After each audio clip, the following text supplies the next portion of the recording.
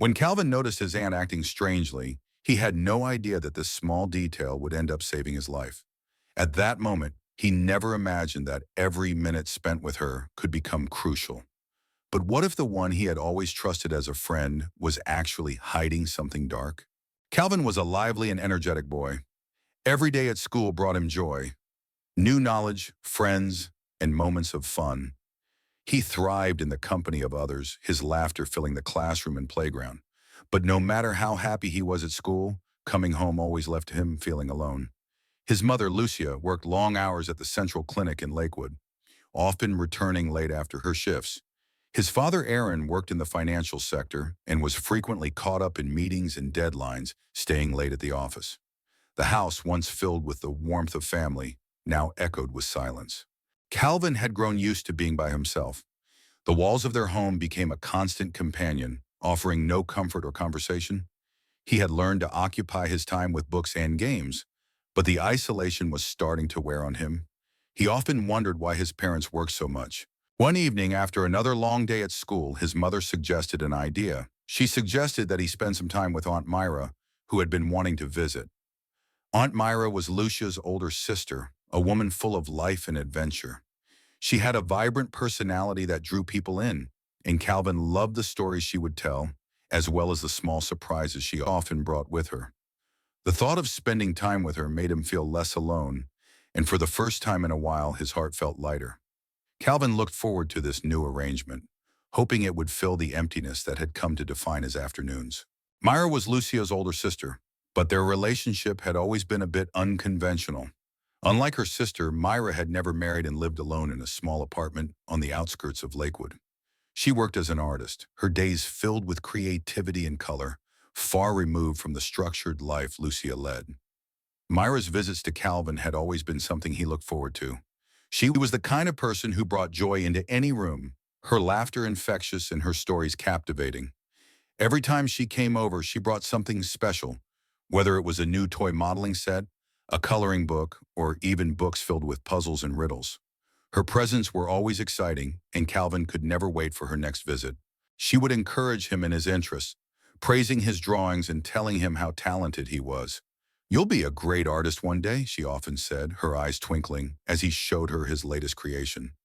For a while, everything felt perfect. The visits filled the gaps in his days, and the joy she brought into his life seemed to chase away the loneliness he had grown accustomed to. But as the days passed, Calvin began to feel a subtle shift in his relationship with Myra. She started spending more time with him alone, more than she had before. At first, it seemed innocent enough, just a different kind of attention. She would suggest playing unique games, ones that seemed harmless at first, but over time, Calvin started to feel uncomfortable. These games were different from anything he had played before, and they made him feel uneasy in ways he couldn't quite explain. There was a tension in the air, something about the way Myra looked at him that felt strange, even though she was still smiling and laughing. Calvin couldn't pinpoint exactly what had changed, but he knew something was off. He found himself hesitating more and more whenever Myra suggested a new activity. A sense of dread began to build inside him, though he couldn't understand why. Despite the growing discomfort, he continued to go along with her requests, unsure of how to voice his feelings. The unease grew as each day passed, leaving him with a quiet sense of dread that he couldn't shake. One afternoon after school, Calvin returned home to find Aunt Myra waiting for him. As usual, she greeted him with a bright smile, but something about her seemed off. She asked him to come closer and then, in a soft voice, suggested playing a special game. At first, Calvin didn't quite understand what she meant. Myra had always been playful and full of energy, but now there was a different tone in her voice, something subtle yet unmistakable. She asked him to do things that made him feel uneasy. Simple tasks at first, but then they grew more peculiar. As she guided him through these odd activities, Calvin's discomfort grew. Myra's smile, which had always been warm and inviting, now seemed forced. She spoke to him with a calmness that didn't match the playful nature of their past games. The more they played, the stranger it became. With each new instruction, Calvin felt a knot tightening in his stomach. His body tensed and his mind raced, trying to understand why something that had always been fun now felt so wrong. "Let's continue, Calvin," Myra said, her voice sweet and coaxing. but there was a hard edge to her tone that Calvin hadn't noticed before. Her eyes, which had always been filled with light and laughter, now carried a strange firmness that sent a chill down his spine. It was as if she was trying to push him into something he wasn't ready for.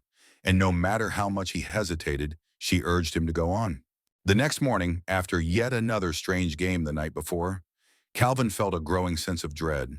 His mind tried to push the unsettling feelings aside, but they clung to him like a shadow. He couldn't explain why, but his gut told him something was deeply wrong.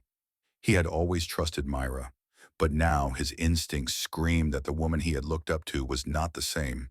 His sense of unease intensified, and for the first time, Calvin felt truly scared of someone he had once adored.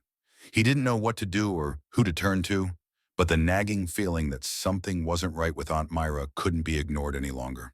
One evening, after another strange game with Myra, Calvin couldn't hold back any longer. He stood by the door, feeling the weight of his discomfort pressing down on him.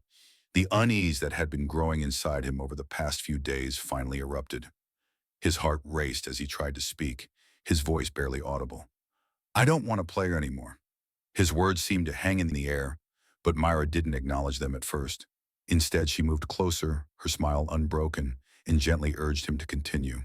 The more she tried to convince him, the more Calvin felt something inside him snap. It was as though a warning bell rang loudly in his mind, telling him that this was not right, that he shouldn't be in this situation.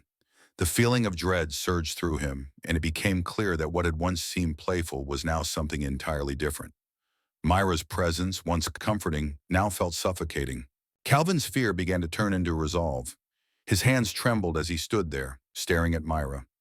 Something inside him finally clicked. This was not the kind of game he should be playing.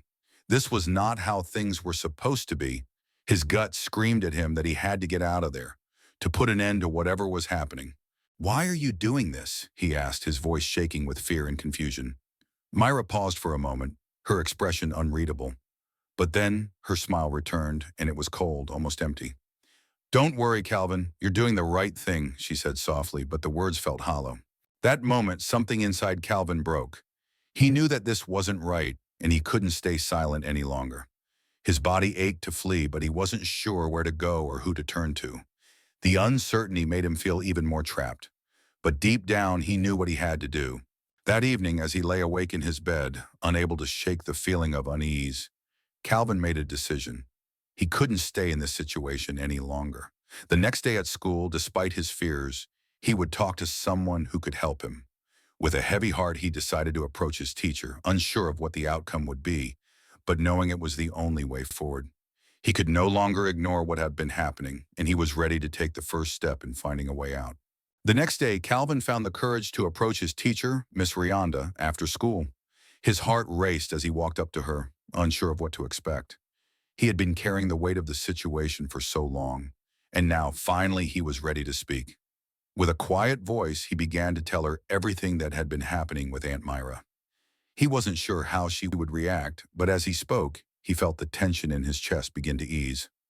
Miss Rianda listened carefully, her face soft with concern, and she didn't interrupt him. When he finished, she took a deep breath and spoke gently. "You are very brave, Calvin. What you're feeling is important, and I'm going to help you." Her words were a comfort, but they also made the reality of what he had experienced sink in even deeper. Miss Rianda immediately contacted the school counselor, and the counselor took swift action, contacting Calvin's parents. Lucia and Aaron were horrified when they received the news. They rushed to the school, their minds racing with disbelief. How could something like this happen under their roof? How could they not have noticed the signs? When Calvin saw his parents, the worry on their faces mirrored his own fears. He hesitated for a moment, but then told them everything. Everything about Myra's behavior, about the games, the discomfort he had felt, and the fear that had been growing inside him. The words came out in a rush, and as he spoke, he could see the shock on his parents' faces. Their eyes filled with concern and disbelief. Lucia's eyes welled up with tears as she pulled him into a tight embrace, apologizing over and over.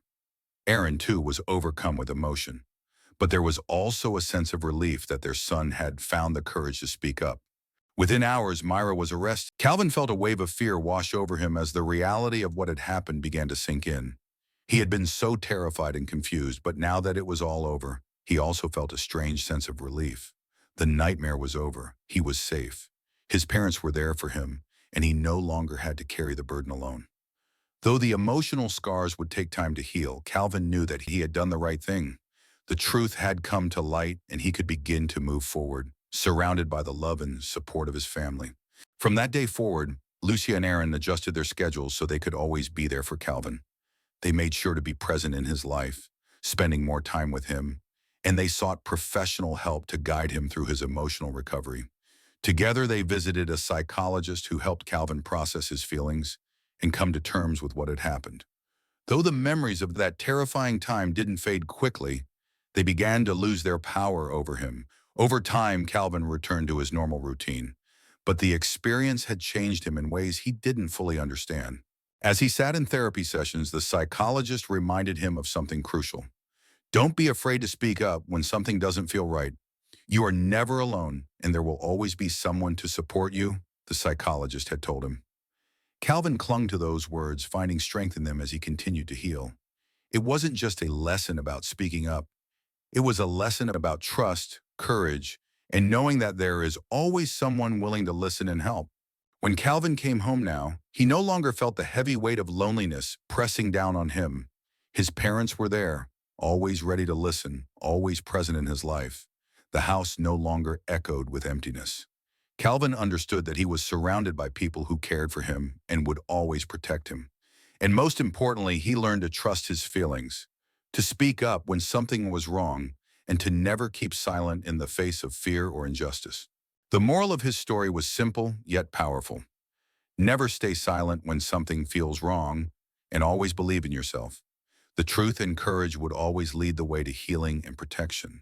As Calvin grew older, he carried that lesson with him, knowing that his voice mattered and that he would never have to face anything alone again.